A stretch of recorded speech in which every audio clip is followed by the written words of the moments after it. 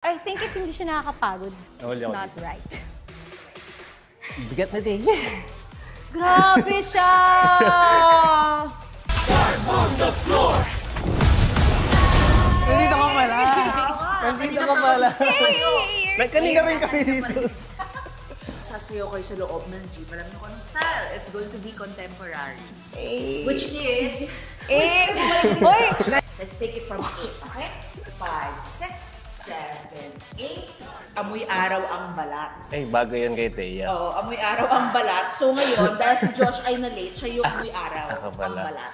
1, 2, 3, sharp! Yung pag-push away mo sa kanya to be sharp and then Josh covering sharp yung arm.